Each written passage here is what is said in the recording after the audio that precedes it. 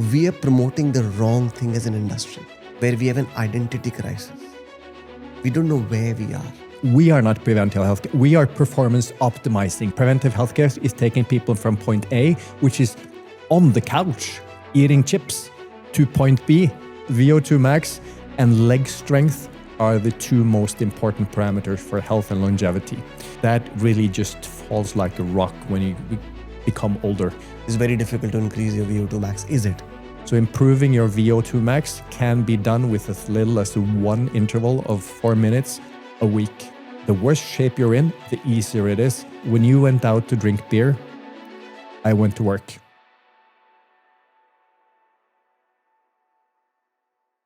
Thanks for doing this, Espen.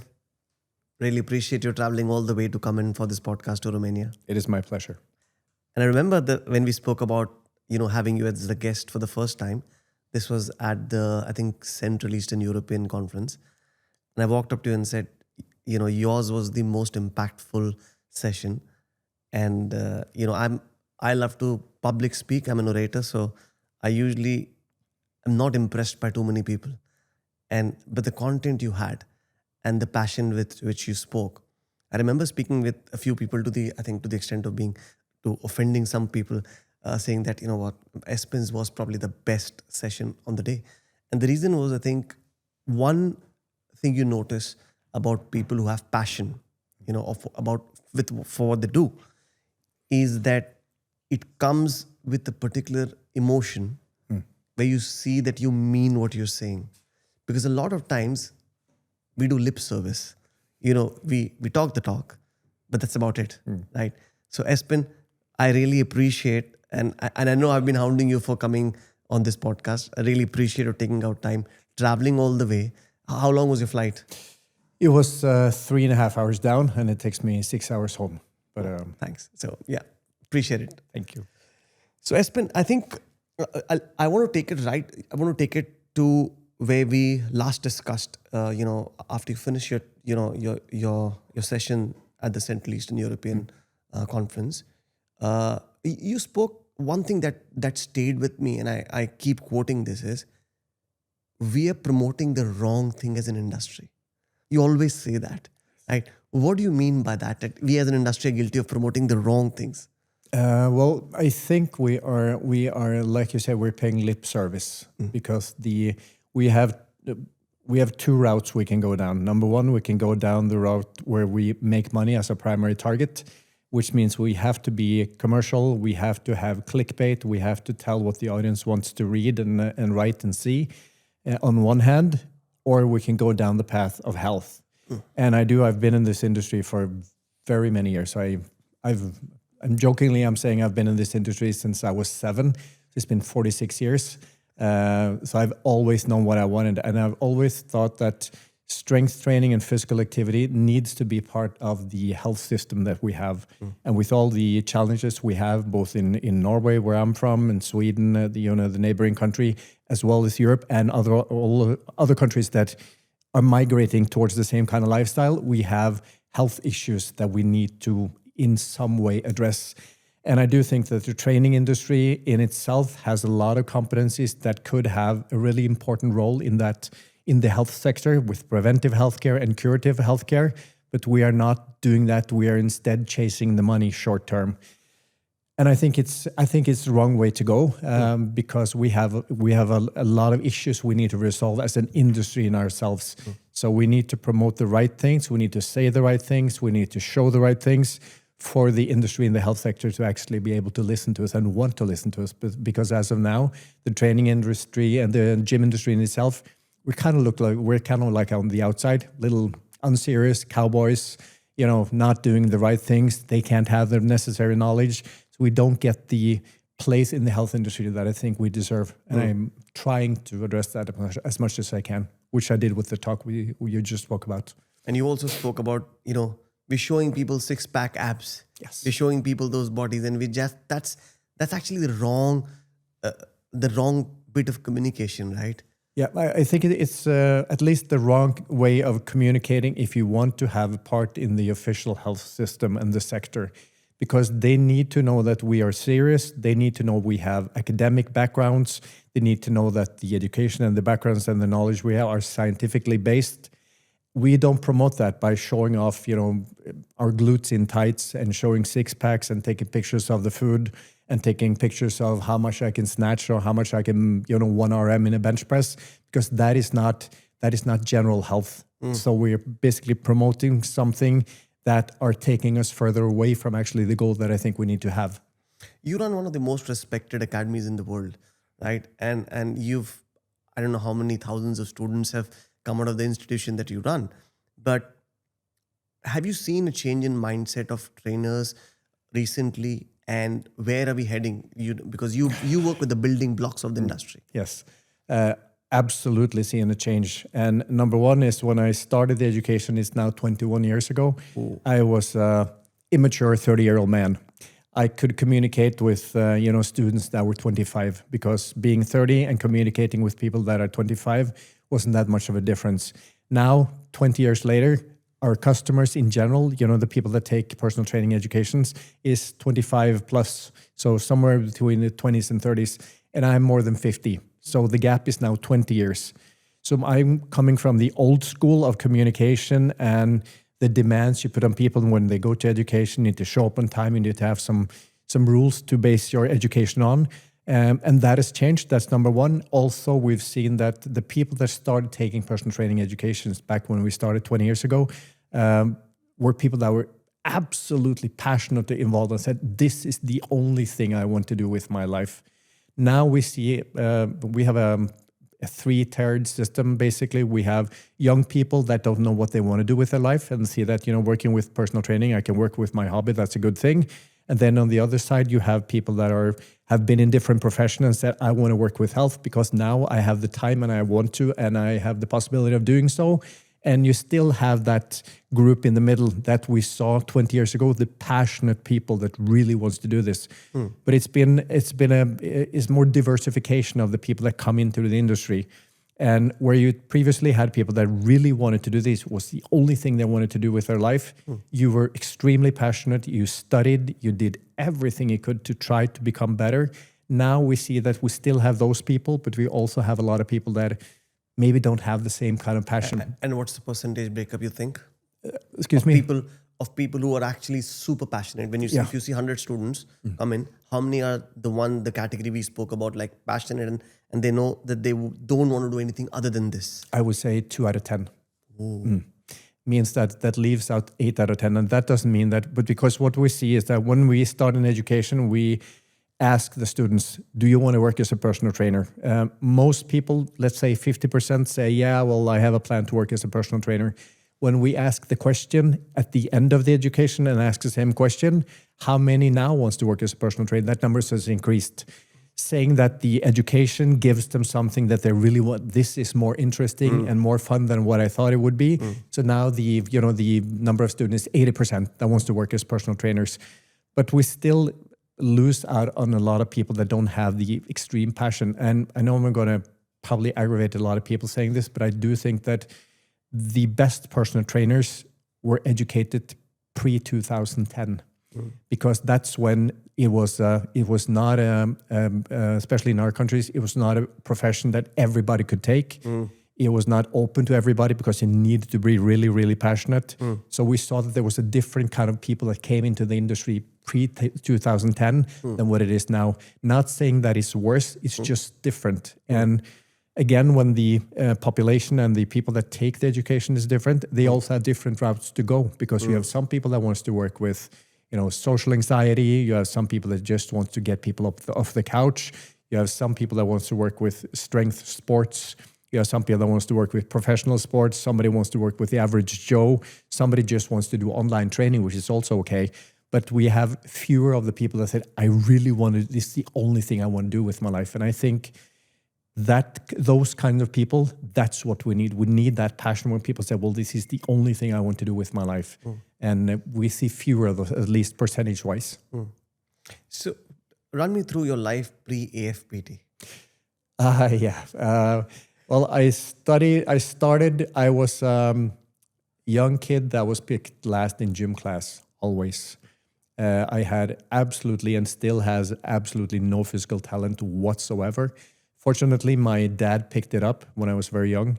And he saw that, you know what, my son he doesn't have the best background. He doesn't have the best chances of succeeding in life. So he said to me that he was a weightlifter. So prior to me being born, where he lived all the way up north in Norway, he used to strength train with 2 track and field athletes that were among the best in Norway at that time. So he went up there, picked down the weights, brought them home to our home, and he made a bench press bench. And I did my first bench press when I was 7. And this was the first time in my life that I was in love, because I found a universe that I could control. Because when you are a person that is always picked last in gym class, my mom and dad didn't have much money. So my mom made her own clothes, cut my hair. So of course I didn't look, top grade either. So my background and my starting point was quite low. But I found a universe that I actually could control, because I could increase 1 rep. I could increase with 1 kilo. I could do a new exercise. I could feel that I could master something. So suddenly I just found a universe that I could actually feel like this, I have control over my life. And that actually took me into this path. So did strength training since I was 7, did cross-country skiing, did the track and field, did orienteering, basically running around in the woods with maps. And then I went to school. I studied naturopathic medicine for several years, studied anatomy and physiology for several years. Then went to Stockholm at the Scandinavian College of Manual Medicine from 94 to 98, and started a clinic back in Norway when I moved back to Norway in Oslo from 98, ran that through 2000. And we saw that we have a need for competencies in the training industry, because me coming from a background where I knew what training and physical activity could do to people, both with their self-esteem, their performance, their life quality, and so forth, I saw that, it should have a bigger part of the health system that we have. And me then working as a naturopath, which is the hybrid between a physical therapist and a chiropractor, I saw that people could have some need with rehab, with physical activity and training. And we looked out in the gym industry in Norway at the time, and we saw there was a lack of competencies. There wasn't too many educators, and there wasn't too many people that actually knew what they were doing. And that's actually where we saw that there was basically a blue ocean in the market. We saw this is an opening, and we will try to make physical activity a better part of the gym culture in itself. And that's where AFPT started back in 2004. This was 2004, you said? Yes. Okay. And obviously, I now realize that the spark in you came in when you did that first bench press.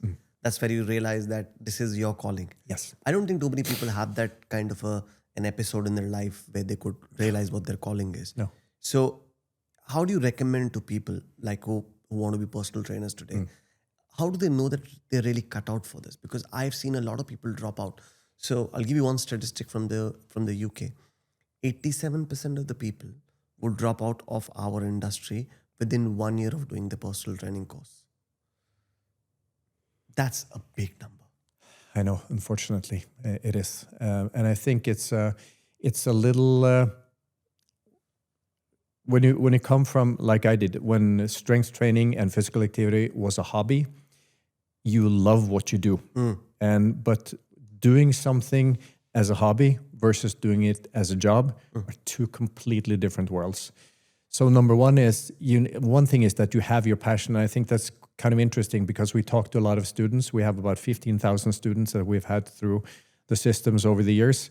And we see that we speak to people that I love training. Like, well, you will not be able to train yourself that much anymore, because now your profession will be to train others. That's a completely different story. Correct. So I think it's the educational providers like us, we have a need to tell the people that this is actually hard work. It is like being starting from scratch as a physical therapist or as a massage therapist or a hairdresser, for that sake. You start from scratch and you do all the hard work yourself. And I think that people say, well, I love exercise, so when I love exercise, this will be a walk in the park. And it absolutely isn't, because it is hard work. You can, like I said, except if you're a hairdresser, you open a salon somewhere, you get your rent, you get every overhead cost you have. it's up to you to get the clients to get in. Right. And that's something that is under communicated, I think. So, and that's why so many people actually drop out. We see that we did a survey back in Norway in a couple of years after COVID. And we did a survey with all the students we had from 2018, 2019, 2020, and half of 2021. And we saw that after 2 years, 2.5% of our students actually dropped out. So in Norway, we had 97.5% that were actually still in the business after 2 years, which is completely opposite from the UK. And then you can ask, well, why is it so different from the UK and versus, the Norwegian system? And I have my theories and my hypothesis on what's the reason why. Yeah, let's hear them. That's important. I think COVID gave the unfortunate opportunity to cut down on the quality. So because when COVID came, just to put it into perspective, we had at that time when COVID hit, it was March 12th, 2020 in Norway, everything shut down. 13th March for India. Yeah. So March 12th, we had 400 students in the middle of their studies. And we said we shut everything down. And then we had some of the governing bodies that we have all around us said, well, you are allowed to do online training. You're allowed to do online lectures. You can give them the exam online. You can make them do the exam in their living room with only bodyweight exercises. And we said, well, that would be very easy for us to do because it would kind of give us the shortcut through COVID. But we said no. We said we are stopping everything because our sole purpose is to provide quality. And if we now have 400 students that we will say, you are good enough to work in the gym industry, but we have never tested them in the gym industry. We're not giving them the exam in the gym industry because we have given them a home assignment in their living room with bodyweight exercises by themselves.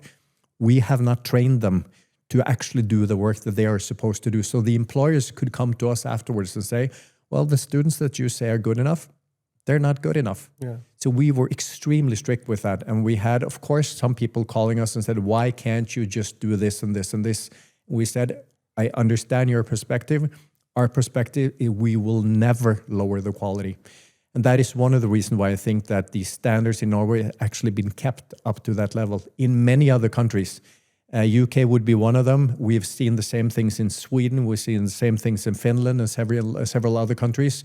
They were allowed to, and they actually took the shortcut through COVID. And they were never able to get back up because once you start doing online education, you can cut the costs. Yeah. So the education is cheaper. It's easier to go through.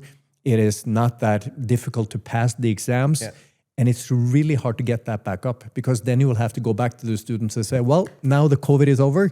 We are increasing the prices by twofold and you will have to go back to school. The exam will be much harder. You will have to study more. And because they lowered the quality to begin with and gave them that shortcut, they haven't been able to kind of pick that back up. And we have a company in Sweden where they now have started actually to get back up but it's been since 2022, so it's been almost 3 years. Where we've tried to increase the standards by saying that, this is not good enough. It was good enough during COVID. It is not good enough. And it's especially not good enough, going back to the question we started with, if we want to work with the health sector. Correct. We have to keep up a certain standard and we have to be able to take the shit from people that say, well, why don't you give us the shortcut? There is no shortcut. Yeah. And we have to uphold those standards. So I think that's one of the reasons why some countries were able to hold the standard up and why maybe UK have 87% that's actually dropping out because we don't see those numbers. Yeah, I think online is an absolute disaster. I was speaking and I've been talking about this for a long time. As one of my roles that I play is this chair for the Skills and Workforce Committee. One of the things, at World Active, one of the things we are really struggling with is I think we have fucked us over ourselves, nobody else. Because what we have done is we've just told people that we are a sham. Yes. We as an industry are an absolute scam in the eyes of people. When you get somebody to finish a personal training course in 2 days and come back to you with a 2-day certification which says, I'm a strength and training coach in 2 days' time. No, that's a disaster. I remember speaking with Catherine, who chairs the IC reps. It's almost 5 or 6 years back. I was setting up, maybe longer. I was setting up my first gym in the UAE. And she said, Samir, I don't care about other standards, but I'm not going to let anybody come to the UAE and get portability if they have not done one-to-one, face-to-face and practical. It's not happening. And she says, you can call me whatever names you want, but I'm not going to let that happen. And I think that's the kind of stand we need to take, where we say, if we believe we are a serious industry, we need to start behaving like that. But 100%. I don't think we do that enough. So, and the other aspect you said, which is very important, is almost impossible to roll back things like this. Yes. Now it's become the norm. It's like, we were struggling in India with work from home. Everybody wants to just work from home. And we had cases of people who were moonlighting. So people are doing 3 full-time jobs in the same time. Yeah. You will never even fucking get to know that they've been so there are companies which have said that, dude, either you're coming to office or I'm going to bin you. There are only 2 options here. And I think that's the exact stand you need to take. Yes, we may have a dip of students. And yes, it's not commercially good for us. But in the long run, if we have a long-term vision, this is what is right for the industry. And this is why nobody's taking us seriously. When we say, yesterday I was we had a podcast with Oliver Patrick, and we were speaking about Ozempic and, those drugs coming in and how does our industry work with them. We don't even understand what's clinical obesity. Most of our trainers don't understand that. It's not, we look at that being a competition. We're saying, oh man, we're going to lose members. No, you're not. Because the guys who are taking this, you'll always have people who will misuse it. But the guys who are taking this actually need to. They're clinically obese. You can't be getting that guy to run on a treadmill when he's 30 kgs overweight. He's going to injure himself, right? So there are aspects about this which, because of lack of education, or I would say not even lack of education. Education is defined, standards are defined by somebody, right? And I remember, one of my close friends, he runs Exercise New Zealand, Richard Biddy, and he says, there's a difference between standards and standardization. Yes. You can have very low standards and then standardize that and fuck the entire industry over. So you need to have the right standards in place first. True. So I think learning from the best. I'm actually shocked. I never knew, I didn't know this, that you guys have done such a good job. That 97%, that's very high. It is. And I think we, especially me, this is my decision, because we said, well, since I was so fortunate to start the company back in 2004, I've been so fortunate to be able to set down the standards. And we've sticked with the standards every single time, all over the years. We've never lowered the standards. And we said we will never, with everything we know of technology and AI and everything, we will never go away from physical education. Because how many people would go to a physical therapist or to a doctor that never had physical training? People said, well, I wouldn't. Of course you wouldn't, because that is how we do our job. We do it one-to-one.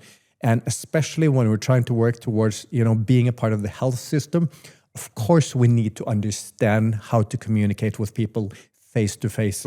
And we also have, and I completely support you with the online, I think that's been a disaster in general, because it has watered out the quality that we think we had to begin with, which is why we have an online coach education, but that is on top of the personal training education. It's a plus. It is. And some people go, well, I only want to work as an online coach. Why do I need to have the physical, personal training education? I don't want that, because I'm only going to work online. Well, if you don't have the base, and I look at education as a pyramid, it's the bigger the base of the pyramid is, the higher the top. And you need to have that base. And that base, that is physical education. And I think that's one of the issues that students today don't understand. It is not because I'm so smart and they're so dumb, but I don't think they see the perspective. For me, physical education is the best for the students. It is by far the most costly for us as an educational provider, because we pay by the hour to have lots of lectures to follow up the students. We have logistics, we have physical spaces, we have all this that gives us a lot of extra work.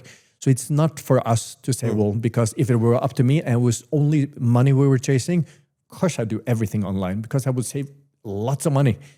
But it's best for the students, because the students that come in, when you have a teacher that sees you, they can see, well, you're really good at this, but you should be better to do this. And this is how I recommend you do this, so you become the best version of you. Because it's not for the educators themselves, it's for the students. So the students are actually paying to get a better education than what they would if they were online. Having everything online would be easier and cheaper, but it would not be better for the students in the short run or the long run. And it would absolutely not be the best for us as an industry in the long run. It would be a complete disaster. We would have no chance of being part of the official health system if that's the way to go. But again, as long as money is, involved, it is really hard. I'm not averse to people being commercially savvy. No, of course. But this is just taking the fucking piss because you're not doing what's right. And I always give this example. Can you learn swimming on YouTube? Yeah. You can't.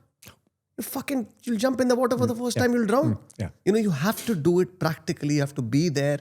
And I was talking to, I remember Justin Mushkro, he's the CEO. He used to be the CEO for Fitness First. And I said, it's, a compound movement like deadlift. You can't get it right in the real world in spite of having so many, sessions around it. And you get somebody who's learned, so look at the problem. He's learned deadlift online and he's going to teach somebody else online to do a deadlift when he can't even do it himself. Yeah, I know. And then you would say, people are getting injured. So I think that this is a vicious circle. And I think we need to break the cycle and say, guys, we have to go back old school because this is this is in the physical world what we're teaching. It's not something, there are subjects that you can learn online. Of course. But this is not one of them. No. And we need to recognize, you can't have the same standards for everything. This is not a subject that can be taught online. So let's go back to, you also run your own business, right? So very few people who have the subject matter expertise. So it's like a doctor opening a hospital and being successful, right? So let's go back and say, what your qualifications are, what have you done in terms of studies? And then how did you move from being a professional, being somebody you've taught yourself, being somebody who's been a personal trainer himself, to then running a business? How did you bridge this gap? Because this is a very difficult one, thinking that you can, like you mentioned the salon example, then you eventually realize I'm not doing what my passion is. Did you ever have that moment where you said, man, what the fuck am I doing? I think every person has that feeling when you feel like you're hitting your head against the wall and you're losing money and you're working and you're working and you're working. Everybody asks the question, is this the right path? And I've asked the question every single time. Fortunately, I come back to, it's the only thing I want to do. And I've gotten the questions many times. Well, people have asked, well, if you weren't doing what you're doing today, what would you do? I have no clue. I have no idea whatsoever. I have no plan B. I've never had a plan B. It has only been this. It's been my goal always. And since I was 7, this has been my passion, forever. And it will always be that. People still look at me today. I'm 53. People look at me and say, why do you think that is, why do you enjoy doing strength training, doing biceps curls? Like, well, why do you enjoy playing soccer? You should say, have you seen my fucking biceps? Well, it's like, well, I don't know. And it's the same thing with people. Well, why are you in love with his or her, or him or her? I have no idea. It's just a feeling. It's just who I am. It's just what it is. And so I've always knew what I wanted. And I started reading magazines when I was very young. There was my first magazine, I bought a magazine which had Lee Haney on it, the old Mr. Olympia from 1984, 1985, and all the way up to 1991. And I used to have that magazine inside my mathematic books. And I sat facing the door where my mom and dad could come in. So if they came in, they saw that he's studying mathematics. On the inside, there were muscle magazines. It was Norwegian, it was Swedish. I learned English and Swedish through magazines. So fortunately, I have quite an easy time learning stuff. So I passed school quite well in spite of not studying at all, because I only studied muscle magazines. And I saw that, if I could ever get to this and be viewed with having this body and being this strong and looking like this, it would be the best thing ever. So that kind of started the passion, and I've started doing, all the education that I could along the way. Started with anatomy and physiology when I was very young. Studied that for several years. Studied naturopathic medicine for several years. Found out that was not my trade because it wasn't scientific enough. It was a little up in the air. So I was kind of like, I'm kind of skeptic by nature. So I'm like, well, I have to understand why, and I don't understand why this is it.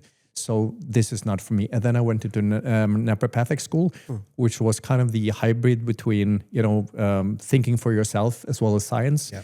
And I kind of find my way at that point and studied through all the years. Started my first company back in 1994. So I did education all the way back in 1994, and which is kind of interesting today because people look at me today and say, well, you're so lucky.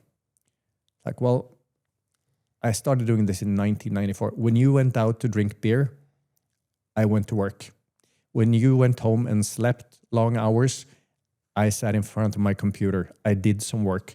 I sacrificed my social life, friends, everything that everybody else has.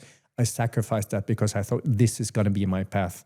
So when people look at me today and say, well, you're so lucky. It's like, yeah, I might be lucky also, but I wasn't out drinking beer while you did. And then I was done with naturopathic school in 1998, still had the passion for exercise and training, saw the needs for education in the Norwegian market. And all the way from 1998 and up until a couple of years ago, I set aside one day every single week,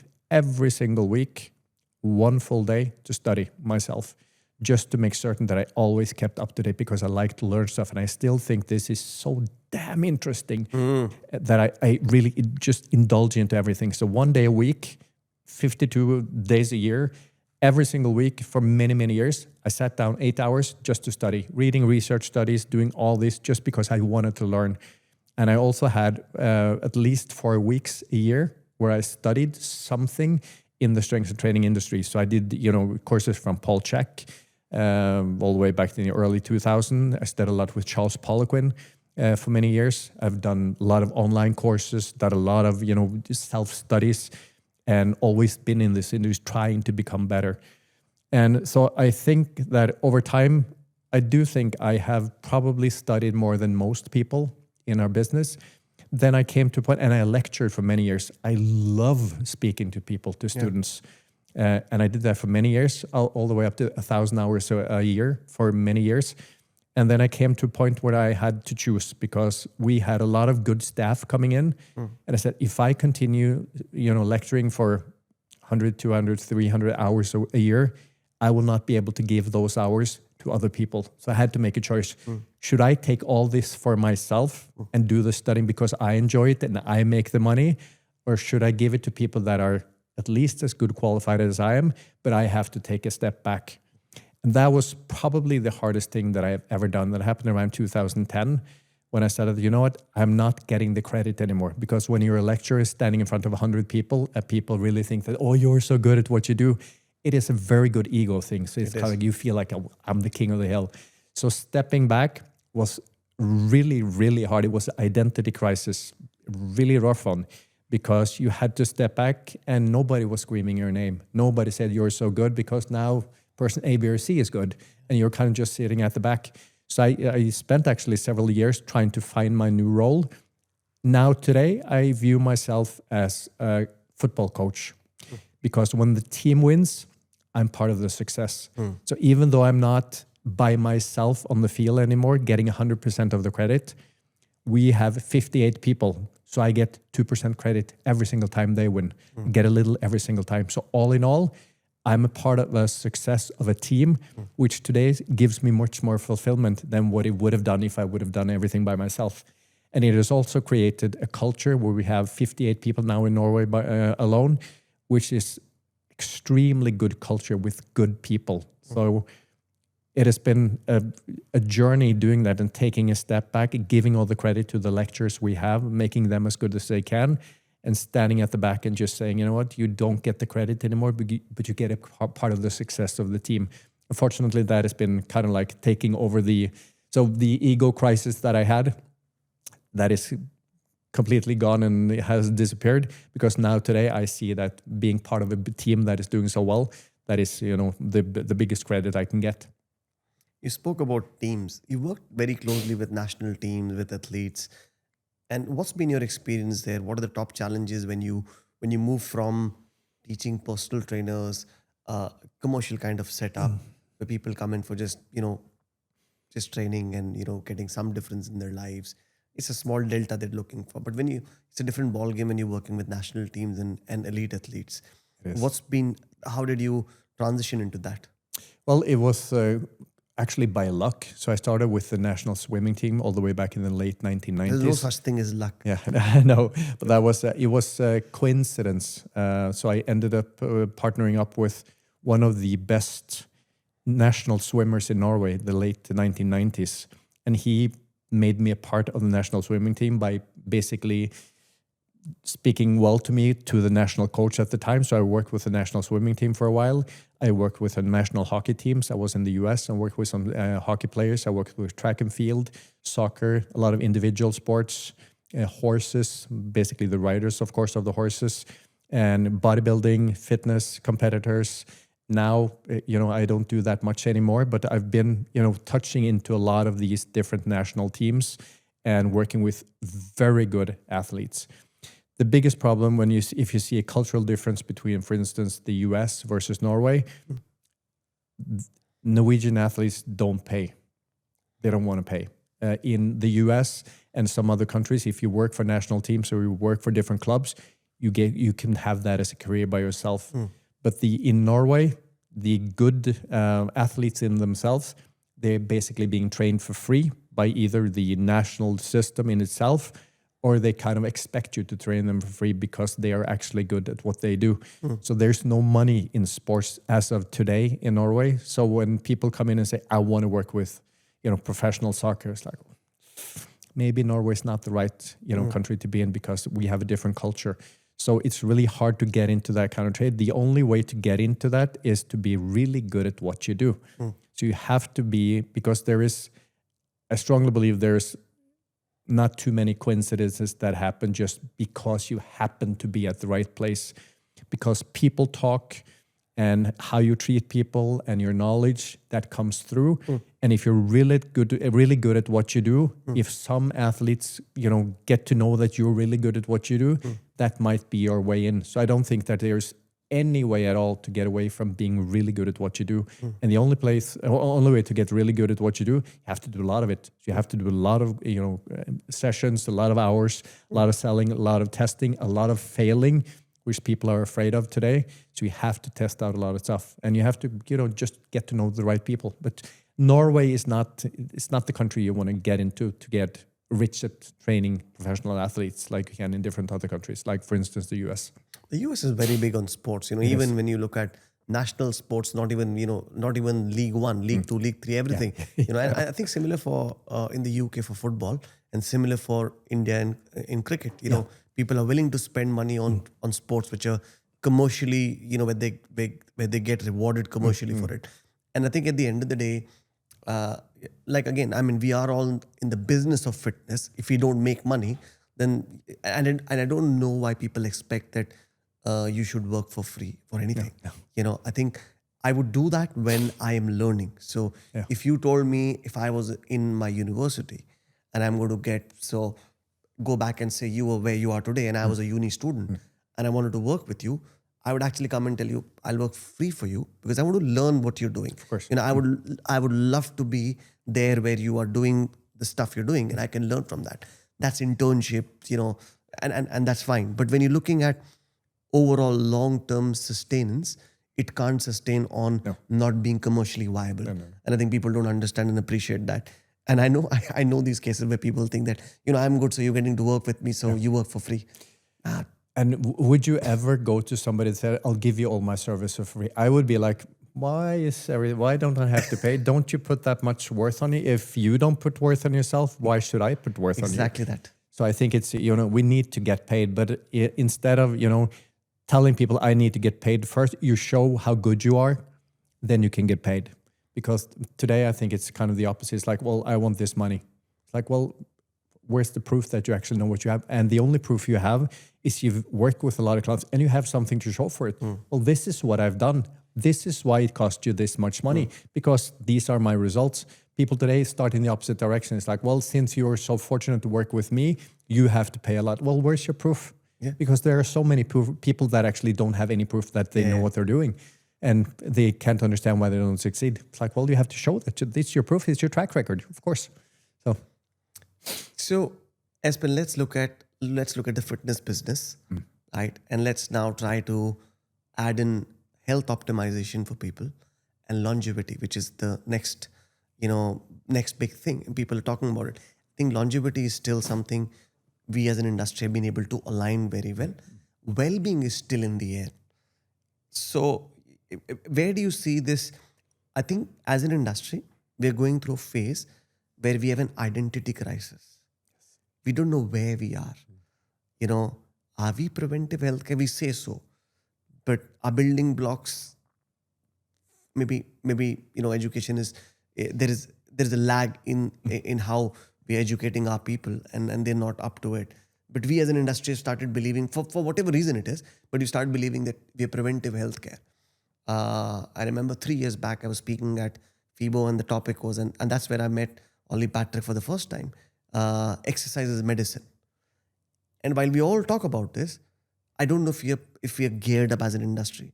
Where do you see us as an industry heading? Because you've got a lot of history, you've got a lot of visibility to what's happening in the industry.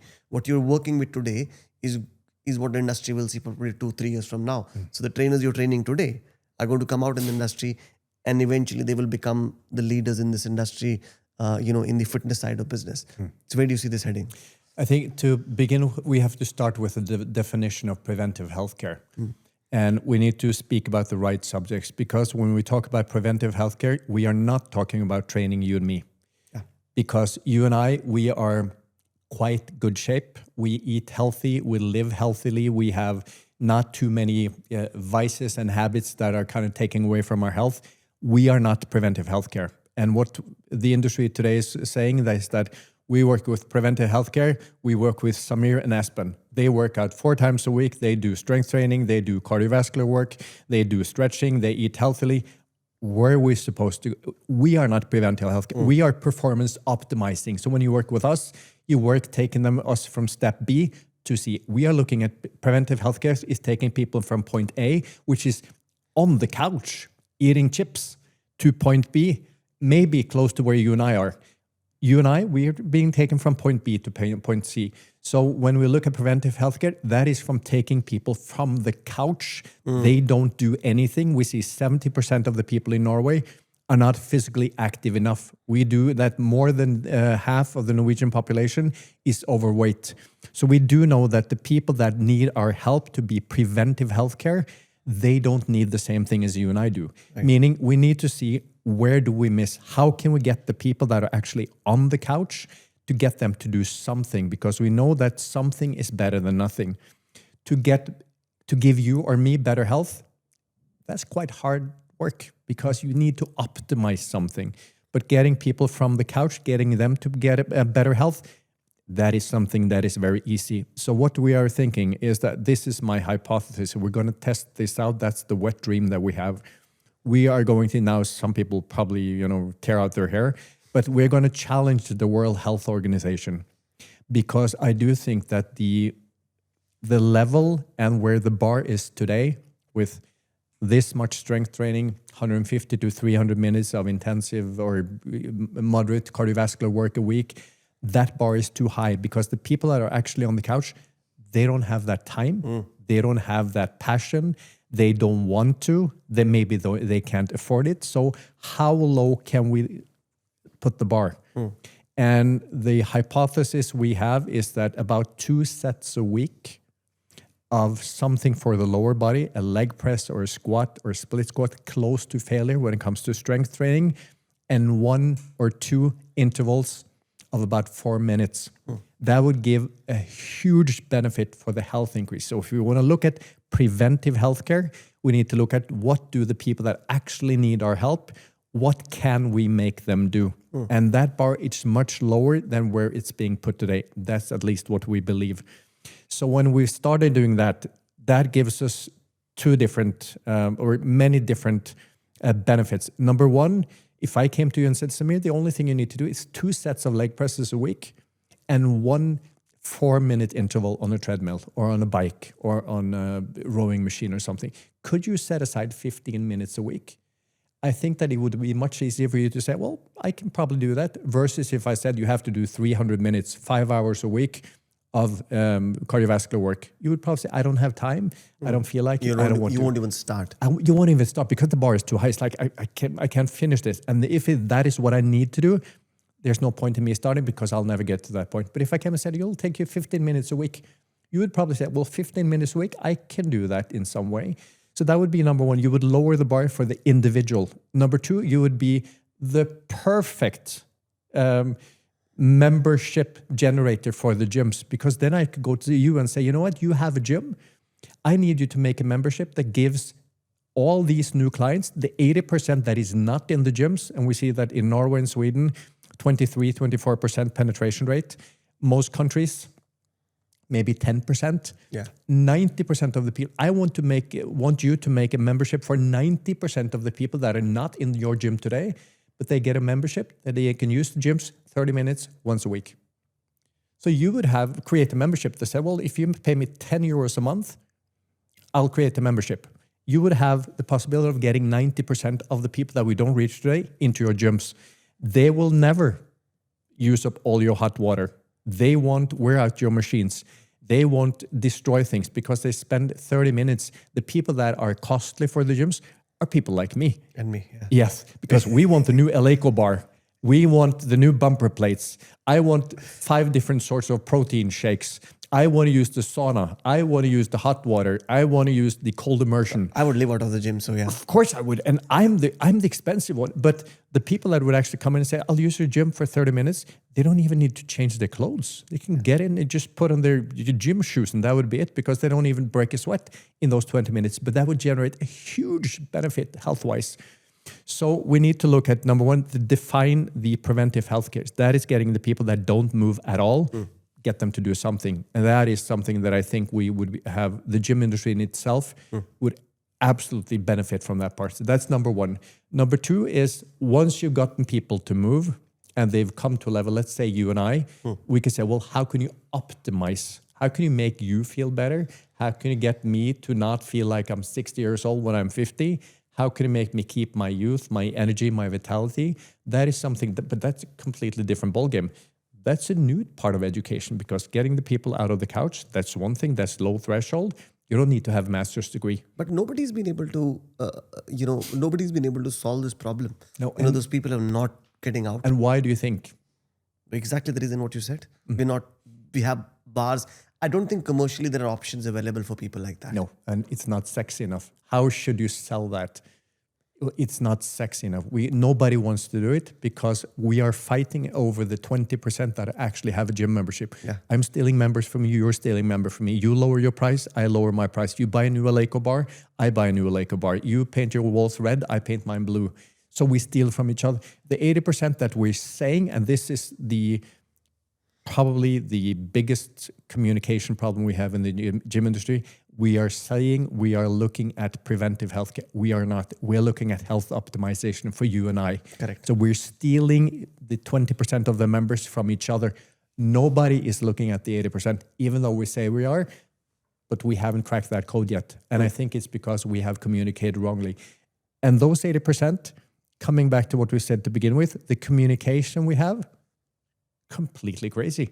Because those 80% that feel out of shape, they get winded walking up a set of stairs, they eat unhealthy. When they see you with no clothes on, they will say like, that is kind of like creating a difference, creating the distance, because you are alienating yourself, because they feel so far from you. Yeah. You are scaring them away. Because you look too good, you're too strong, you move too well, you put out only healthy foods. It's like, well, you're alienating yourself. So we're actually putting these people to the side. We're saying we're communicating to them, but we're not, because the language we use is, pictures in tights, pictures of six packs, showing off how strong you are, doing all the stuff that alienates the people that actually would benefit for the preventive healthcare. Yeah. So the communication there is completely wrong. And somebody has to go in that direction and say, you know what, we're only speaking to the 80%. I don't care about you and I, because we can work in any gym. Give you a couple of dumbbells and something, and you'll do a workout. You go to a hotel gym, you'll find something to do. But those 80%, those are the ones that need our help, not you and I. We can manage ourselves. So I think the communication problem just alienates the people that we are trying to reach, even though we're saying we're speaking to them, but we're not. So the preventive healthcare, that's for the 80%. That doesn't move today. And that is a completely different communication, completely different way of training and exercising. But it's not that sexy, because it's much more sexy for you and I to sit and talk about, NAD+. Do you do intermittent fasting? Do you do 3 sets of 8 or 3 sets of 12? Do you do this exercise or this? Do you like this machine or this machine? That's sexy. Yeah. But, saying you just move a little. Do some squats, do 2 sets of leg presses and 1 rowing interval of 4 minutes. That's all you need. It's not sexy. That doesn't sell anything. Yeah. But that's the market that nobody's been able to tap into. It is. And the people that take that market, they will be filthy rich, because they will crack a code that nobody else has. So once somebody cracks that code, everybody else will follow. That will be the 4-minute mile. Okay. So, so Espen, let's go to this. Let's say you were to create a business model around this, right? If you had all the resources in the world, everything, and I come to you and say, I want to build a business model around this problem statement that 80% of the world doesn't move its ass, right? And I want them to go into a gym, but I know that they are the way they are. So if I were to build a business model around that, what's your blueprint? Communication would be one. That would be the absolute most important thing. And telling people how little is necessary and how easy it is to do that little that is necessary. Because I do think that the way we communicate today, people go into a gym once they're fit enough.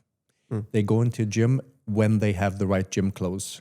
They go into a gym when they're strong enough and understand the exercises. They go into a gym when they feel they fit in. So we need to communicate that, there's so little things that you need to do. It's so uncomplicated and it's so easy. And for me, strength and exercise and everything we do is like mathematics.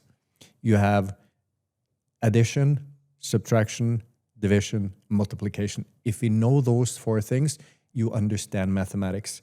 If you understand strength training, it's progressive overload over time, and you need to do it regularly. It is that simple. If you want to do something cardiovascularly, get your heartbeats up, get your heart rate up, get your pulse up for a certain period of time. It doesn't have to be that complicated. It doesn't have to be the Norwegian method or 3 sets of 8 with 60 seconds rest.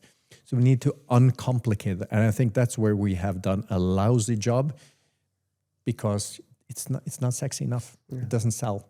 So it would be communication would be number 1, going out and telling how little you actually need to be able to get a health benefit. And I do think that, and that is number 1. Number 2 is creating ways of exercising that makes people move. And here's my point. I've gotten this question so many times. What's the best exercise you can do? And my answer is always, it is what you actually enjoy doing. People are like, well, isn't that strength training? It's like, I don't know. Yeah. It's something you enjoy doing. And here's my rationale. If you start doing something, let's say I enjoy playing paddle. I think that's cool. So I play paddle. I think that's fun. When I play paddle, I want to play a lot of paddle. So when I play a lot of paddle, I become better. When I become better, it's even more fun. And when I think it's even more fun, I will see, how can I beat Samir in paddle? What else can I do to improve my paddle game? Well, maybe if I do some stretching, so I'll suddenly start doing some stretching. Maybe if I do some extra cardiovascular work, I will not be as winded when he, hits the ball. Maybe if I do some strength training, I'll be a little faster. So starting with something that you really enjoy will make you do other things that you didn't enjoy in the first place, but because you build confidence, you want to do more. So we need to make certain that people find activities that they like. There is a reason why you don't find me in a Zumba class, because I feel like an idiot. Why should we expect other people to come into our gym and feel like this is the most natural place to be? Because for me to be in a Zumba class, that is unnatural. I don't want to be there because I feel like an idiot.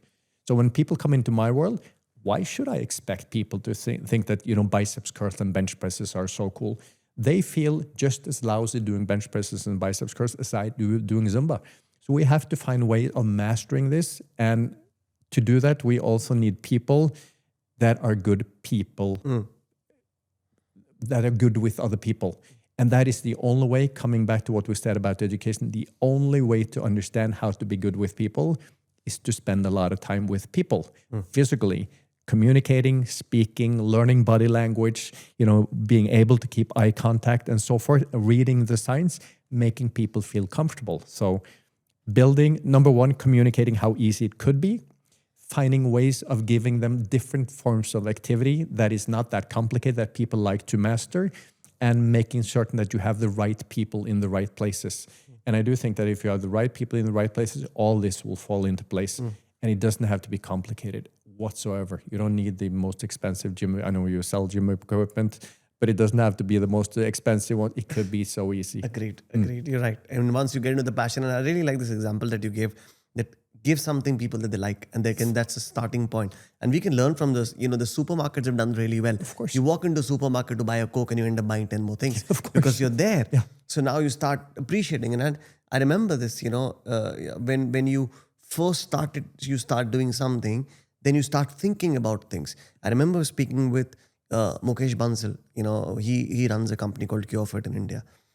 And he said, Samir, when somebody comes to the gym for the first time and they get little education around, they walked into the gym thinking, I don't know if I'm made for this or not, but I'll walk on the treadmill. And then I start seeing, when I walk on the treadmill for an hour, I've just burned 200 calories.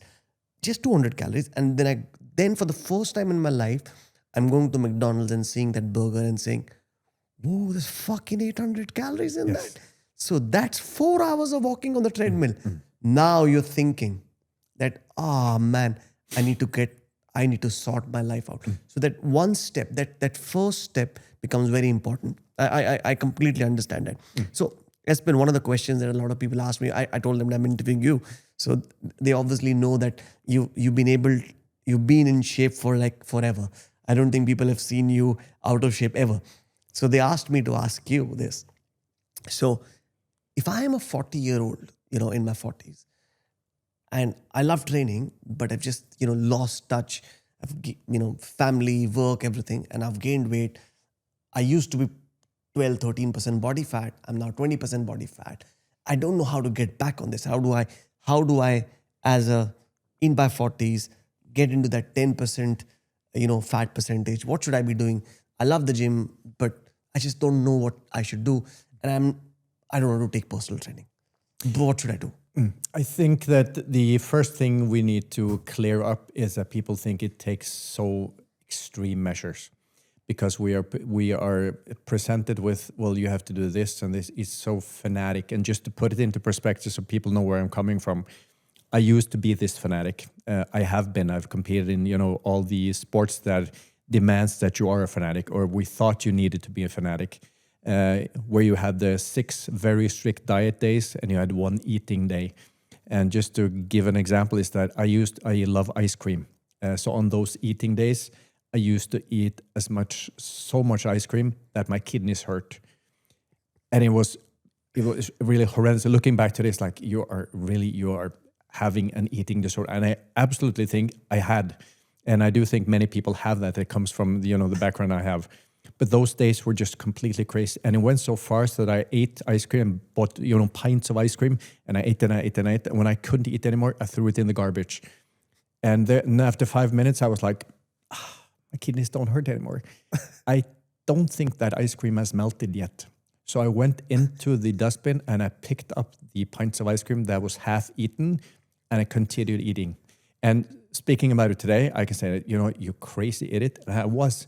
It went so far, so I had to, when I was done with the ice cream, I had to add salt and ketchup in the ice cream and just stir it around before I threw it away, because then I knew I couldn't go back and pick it up off the garbage.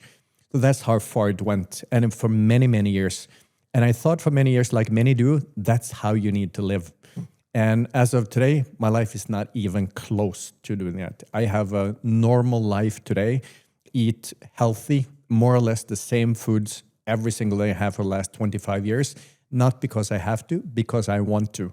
I strength train 3 days a week, and I do some cardiovascular work 2 or 3 days a week, depending how much energy I have and how much time I have available. So just so people know where I'm coming from, that I've been through, the most extreme with a 1 hour cardio in the morning, 1 hour cardio at night, strength training during the day, 6 meals, 1 eating day, 6 days of strict dieting, water, coffee, pre-workouts, and all the shit you can imagine. And it gave you a six-pack and it gave you some biceps, but it cost you your life along the way. And then you come to a point where it's like, well, now I've gained weight. Do I need to be that extreme? And some people think they do, because that's what's being promoted in some of the magazines. You have to do this 1 hour morning cardio and do this and intermittent fasting and what have you. And it doesn't have to be that complicated. To lose weight, it's very simple. You just need to spend more than you take in. And that is, for some people, it's like, well, that sounds very simple. But I have 4 rules when it comes to health. So if people were to start somewhere, it would be these 4. I eat when I'm hungry. I stop eating when I'm no longer hungry. That is before you get this Christmas Eve full. So I eat when I'm hungry, and I stop eating when I'm no longer hungry. I sleep when I'm tired, and I do something physical every single day. Those are my 4 rules of health. And then people are like, well, how often do you eat? I don't know. I eat when I'm hungry. Well, how often is that? I don't know. It depends on the day, on my mood, on many different factors. Well, how much? What's your macros? I don't know. I eat things that has been alive recently. It has a mother. So it's a cow or it's a chicken or it's a fish. And it's something that pops up the ground. It's some potatoes or rice or fruits or vegetables. That's what I base my food around. What kind of physical activity? Something. Could be a long walk. It could be strength training. It could be 2 hours of paddle. It could be something, as long as it's something physical. And I sleep when I'm tired. And people are like, well, how many hours? I don't know. I sleep when I'm tired. When I'm, wake up, I wake up. And I go to bed when I'm tired. So again, people try to make this more complicated than what it actually is. If I were to say in general, if I were to put down a rule for people that have a normal life, it would be as follows. 3 days of strength training a week, because strength is at least among the top 2 of the most important parameters you can have for health and longevity. So strength training 3 days a week. If you do less than 3 days a week, you need to do full body. So basically work the biggest muscles of your body at least twice a week and do some cardiovascular work twice a week. And when it comes to cardiovascular work, I usually split that up in 3. So if I can make this simple and make it into a program, on Mondays, I would do a full body workout, basically doing some compound exercises, squats, deadlifts, bench presses, pull downs or chin ups, shoulder press-ups, biceps curls, of course, that's very important. Yes. And maybe some dips or some push-ups, and maybe some ab work. Couple of sets of each, and you lift as much as you can for something around 10 to 20 reps. That would be simple. People are like, well, does it have to be more complicated? No. You just make certain that next time you lift a little bit more, you do 1 more rep, or you lift a little bit more weights. You do that Mondays and Thursdays. And then you have 1 day a week where you go sprinting. And I do think that since you talked about somebody that was 40 plus, one of the qualities that we lose is explosive power. Correct. And, speed. That really just falls like a rock when you become older. So sprinting is a quality that is very necessary to be able to move. And that would be like sprinting 20 meters, walking back, sprinting 20 meters, walking back, sprinting 20 meters, doing that 5 to 10 times. That would be 1 day. Then you had 1 day that was a very long, slow distance of a comment. Could be a walk for an hour, or a jog for an hour, or 90 minutes if you have time.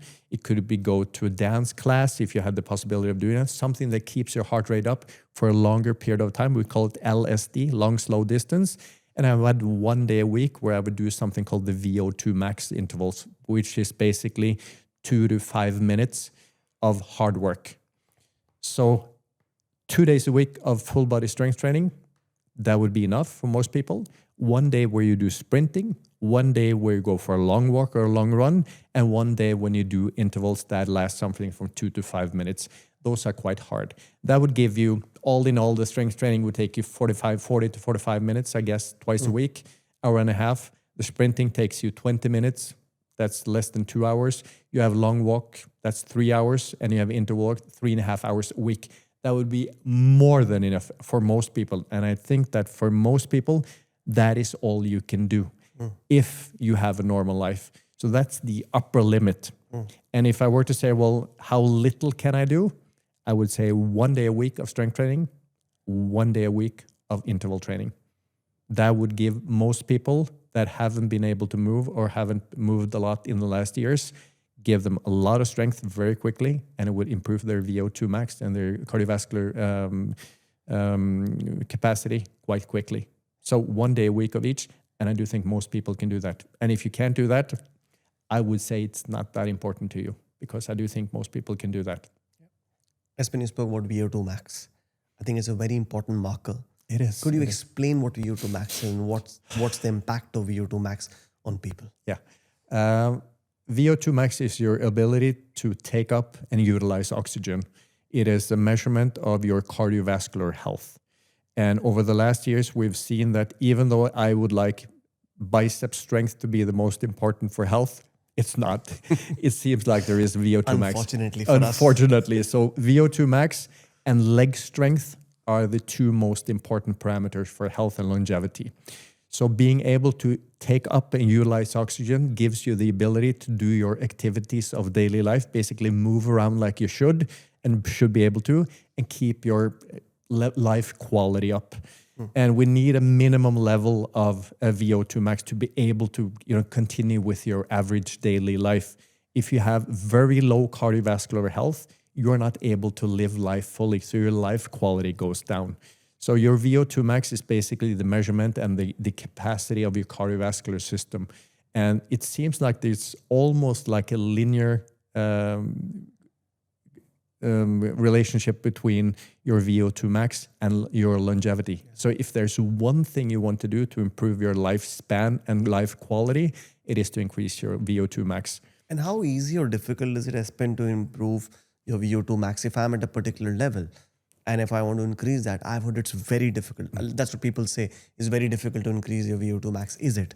Yes and no. And it's a really good excuse to have, because if you say, well, it's so hard to increase VO2 max, so I don't even have to start because it's so hard. And that's the reason a lot of people are not doing it. It is, because people say, well, it's so hard to do, so it's no point in starting. It depends on your starting level.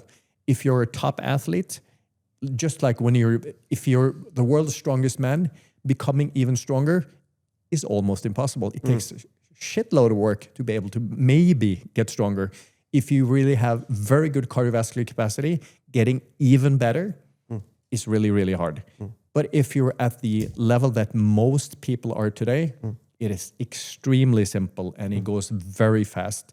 So improving your VO2 max can be done with as little as one interval of 4 minutes a week. That will give you an extreme benefit and improving the level of VO2 max that you have today. So it doesn't have to take much, doesn't have to take much time, and it is a very good improvement. So the worse shape, which is the worse shape you're in, the easier it is. So if you want to lose weight, the more overweight you are, the easier it is to lose weight to begin with. The weaker you are, the easier it is to get strong. And the lower your VO2 max, the easier it is to improve it. So again, but when you're at the top level, it's really, really hard. How do I get my VO2 max measured? You can measure that, but there are many different ways. You can do it, the most, complicated is done in a lab. You run or you bike with a mask, which is for most people impossible to do. But there are different apps you can use. Oh, is it? Yeah. So there are apps you can use, download on your phone, and you have beep tests, and you have something called the Cooper test. Yeah. So basically you run for 12 minutes you warm up, and then you run for 12 minutes on a treadmill. You see how far you run, and you take that number, you put it into a scale that is also available online, and you say, I ran 2.4 kilometers, put it into the scale, and it basically based on your age and how far you run, it just calculates your VO2 max. So most people should be no less than, in my mind, a man should at least be 50. At least, because that gives you better quality of life. Some people argue and say, well, 40 is good enough. I wouldn't agree. So I would say that the higher it is, the better it is, at least 50, and women should be close to 40 at least. You also spoke about progressive loading. Yes. Now, one of the questions that I keep getting asked is, at what point do you stop progressing the loading? Because you can't just keep increasing. What is progressive loading? Could you define it for us? Yeah, progressive loading is basically lifting more or lifting more weight or lifting more reps every single. So you do more work in a certain period of time. So when we talk about progressive loading, when it comes to strength training, you start with 30 kilos in the bench press. Next time you do 31 kilos. Next time you do 32 and 33 and 34. And then it's a good question, was that how long should you keep progressing? As long as you can. It will naturally decrease. So the improvements you make will naturally decrease. If you're really new at starting, if you're a beginner in the gym, you increase your weights every single time you train for months and months and months and months. So what do you do if you've been training for like a lot of people have been training for 4, 5, 6 years? Yes. And now they've hit a plateau. Yeah. What do you do then? There are two reasons why I think that people don't progress in their strength training. They don't train closely as hard as they think they do. So when you see people, well, I train to failure, I would put a lot of money on that most people don't. Because if you really train to failure, you know what it feels like. And that is not even close to what you see in most gyms today. So most people would benefit from training half as much, but twice as hard for most people. So I think in general, people don't train hard enough. They train enough when it comes to volume, sets and reps and so forth, but they don't train hard enough. And again, we have to differentiate what do you train for. If you train for muscle hypertrophy, getting bigger muscles, you need to push very close to failure. Some people say you should push to failure and even beyond, which are some schools. And I absolutely agree with that school and say, well, you should push as hard as you can because your failure point is never your true failure. So when I go to the gym and I do as many as I think I can, let's say I do 10 reps on a certain weight. If somebody came in with a gun and said, you do 2 more, I could do 2 more. Yeah. So I'm not even close to it. I think I am, but I'm not even close, which is why I think most people should push to what they think is their failure if muscle gain is their goal. If you want to train for strength is skill. So strength is something you practice. And if you practice something, you need to do quite a lot of it. So when we train for strength, you don't push quite as hard. You always leave what we call 1 or 2 reps in reserve, RIR, reps in reserve, meaning you could do 1 or 2 more to hold back a little, just to make certain that your technique is good enough and you can have enough weights. But most people should progress every single time. So beginner, you progress every single time, every single exercise for months. If you're an intermediate, you progress maybe once a month on certain exercises. If you're advanced, you're lucky if you progress at all, because that is kind of like a curve that kind of flattens out over time. As for me now, I can progress still in my exercise, but I'm not even close to being as strong as I was 20 years ago, unfortunately. For all of us. Yeah. And Espen, the other challenge, when you are in your late 30s, early 40s, even getting into 50s, your joints don't fucking talk. It's almost like they don't talk to your brain. Like I'm in a stage now. And I was talking to I was talking to Jake the other day, and I said, I've got a fucking tennis elbow, I've got a golf elbow, and I suck at both sports. So I don't know what to do with it, because if you grip very hard, you could get that condition. So how do you deal with those niggles that come into your life? It's like if you drive a car and you don't get it to do the service at certain mileages, your car gets worn down. So step number 1 is taking care of your car and taking care of your body along the way, even before it breaks down, which is where we usually miss out, because we come to the point where you are now and say, now I need to fix something. If you would have done a lot of work previously, maybe you need to fix something now. Guilty as charged. Yes, like all of us. But we also have to, I can look in the mirror today, and when I walk past the mirror, it's like the guy that's looking back at me is not the 12-year-old that lives inside my head, because he's like 53, he is gray, he has wrinkles. And I'm like, well, it doesn't match, what's I'm still 12. Yeah, what's inside and what's on the outside doesn't match. I walk past the mirror at times, like, shit, who's that guy? So you have to understand that age takes its toll. When you've driven your car for hundreds of thousands of miles, it starts to break down. The better you've been at servicing your car along the way, the less it breaks down. But your car will eventually break down, even if you like it or not. It will go out of style, or something will just crack because it's just old. But if I were to take some advice and give advice to my younger self, I would say a couple of things. Number one, be really good at warming up. And you start doing that long before you think it's necessary. So once you start doing some kind of exercise, the minute you start and say, I'm going to start strength training, that's where you start to become really good at warming up. Even though it doesn't make sense in the beginning, because it will make sense today, 50 years later. That's number one. Number two, you keep up your range of motion. And that is also something that is interesting to see, because we have a daughter that's 12. We have a son that turns 11. My daughter that's 12, she can turn herself into a pretzel. Whoa. If you look, and she does dancing, but if you look at young kids, they can touch the ground, they can sit in all different positions. You and I probably have a hard time getting up and down from the floor. Yeah. They bounce up and down because they have the range of motion. So keeping that range of motion from a young age, just maintaining that is really smart. So warm up much better. Number two, be really good at range of motion. So do flexibility work, so you are able to get up and down on the floor, and you're able to touch your hands to the floor and so forth. So do that stretching, even though it doesn't feel necessary as of now. And number three, which is also overlooked, learn the exercises really well. And that is coming back to the point we said, you can't learn that online. You need to have somebody that shows you this is how you need to do it. And it's not that you have to become injured if you do a deadlift with a rounded back, but your odds of being injured actually increases. Yeah. Why should we play kind of like Russian roulette? Yeah. Why shouldn't you just make certain that you do the best you can? Because then the odds of being injured in those exercises are very low. So warm up, stretching, and learn the exercises really well. If you don't know the exercises really well, either get help or don't do them. Do something that you actually can do, which means then you will probably have less issues. Espen, your go-to supplements. What supplements do you take yourself?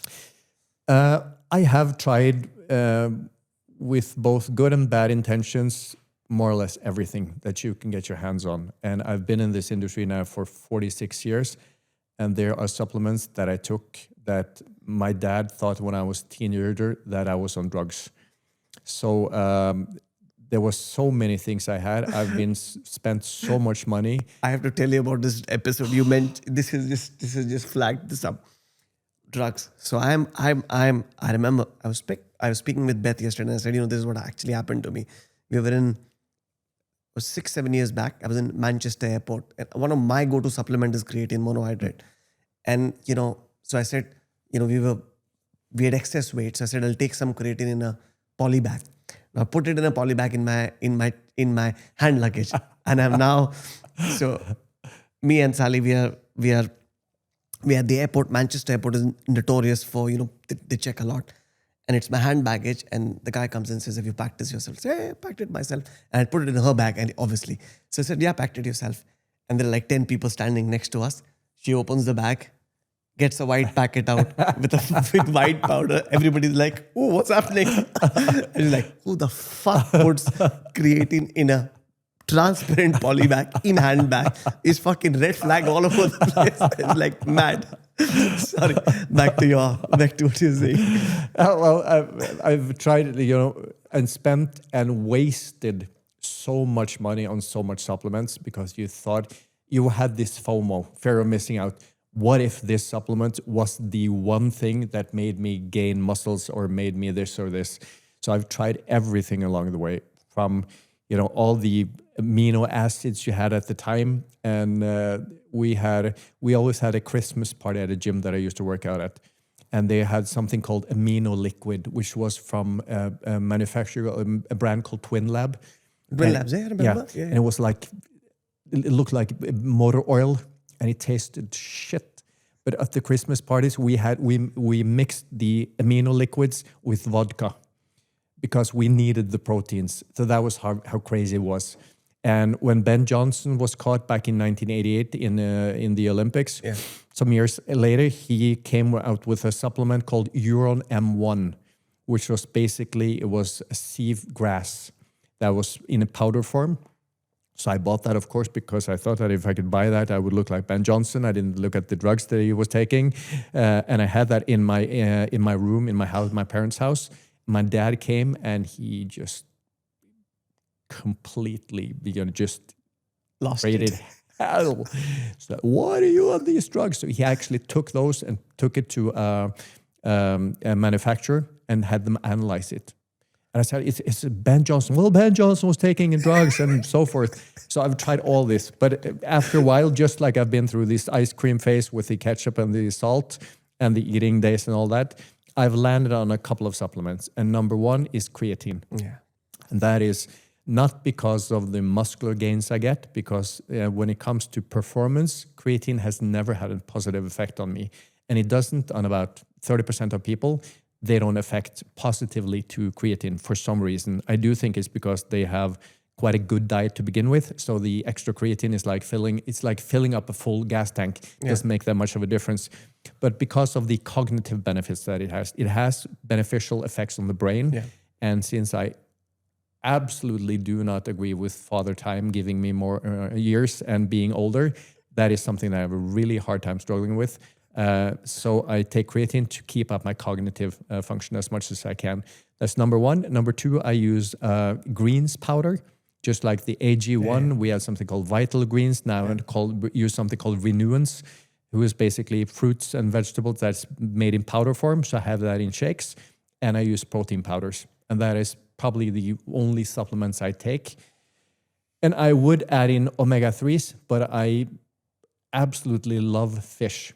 I eat a lot of fatty fish, so I don't have extra supplements of omega-3. But if I didn't eat a lot of fish, I would have in omega-3s. And especially for me coming from Norway, I would at least also add in vitamin D, especially during the winter months. Yeah. But those would be the things. And of all these, I will have to say with 100% certain, I have never felt a difference taking a supplement or not taking a supplement. Of any supplements I've ever taken, I can't say, well, creatine makes me perform better in this, glutamine makes me better in this, and this makes me better in this. Never seen a difference.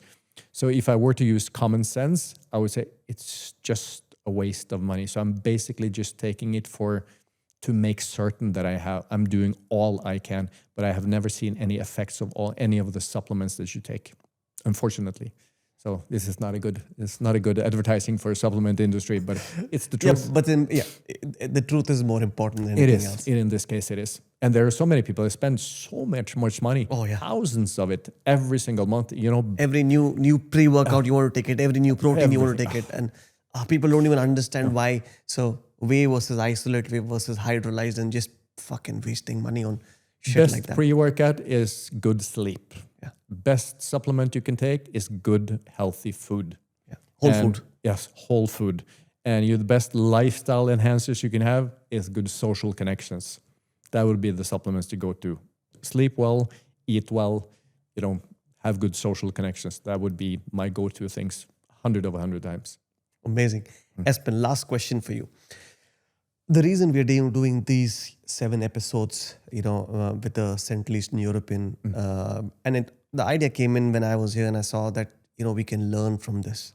Going back to the industry, what's it that we can learn as different parts of the world from this particular conference that you do, that the Central Eastern, conference, where you have got people from across different parts of the world to come in together, share the best practices. How does it help the industry? And what can other people learn from it? Well, number one is that we have to acknowledge that all countries have the same issues. We have the same problems. We have a training industry that, because of how we run the training industry, don't communicate well with the health sector. We should communicate with the health sector, but we don't because of how we run the industry. And then coming back to how we run the industry, our communications need to improve. So we need to be better at communicating health for the people that are on the couch, not making it that fanatic. That's number one. Number two, we need to be much better at telling the health sector what we actually know. Because we expect the health industry to come to us and ask us what we know.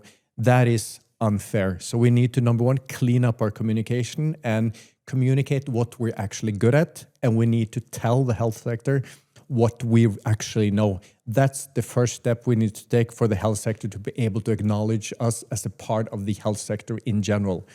That communication problem and those issues are in every single country that I've come across. There is some countries that are further ahead than others, but we have the same issues: communication and telling the health sector what we know. That's number one. Number two, we need to acknowledge that what we do is we are in the service business and we are in the human business. So we need to have human connections, meaning that if we want to educate people to be better at giving health advice, we need to make people better at communicating with other people. That is being done through physical education, that we need to meet a one-to-one, or we need to meet people physically. That doesn't say that the online parts is not, because you can learn anatomy, you can learn all the theory. Online, of course, we're in 2025, but some of the parts needs to be addressed one-to-one. So those are the issues. And then we need to see how low can we set the bar to get the 80% that is not moving today to actually just start moving. And to do that, we need, again, to go back to cleaning up the communication and telling them what we're really good at. And I think that we've come quite a long way, because when you have all these different bodies that are looking at the same issues, you have the Central European here, you have the Europe Active in general, you have these conferences and these conferences, we're talking about the same things. But I do still think we are talking about all the fluff that's on all the sexy stuff that's on the top. We're not talking about what is actually the bottom of the pyramid. And that is a big issue, because what draws people today is the sexy stuff. We want to know the latest. But again, the latest in mathematics might be interesting. The latest in strength science might be interesting. But if you don't do the addition, the subtraction, the division, and the multiplication, you will never understand the most complicated part. So we need to scale back and make it unsexy, but make it honest and make it truthful and make people listen to us. I don't think we've done a good job. I've been in this industry now for so many years. I don't think we've done a good job. And I would even say that parts of the industry has actually taken some steps back. And I think it's really, really, really sad that we haven't been able to do this, because the competencies that the people have needs to be valued, because it deserves to be valued. Thank you so much, Espen. Really appreciate your time today. It is my pleasure. Thank you so much.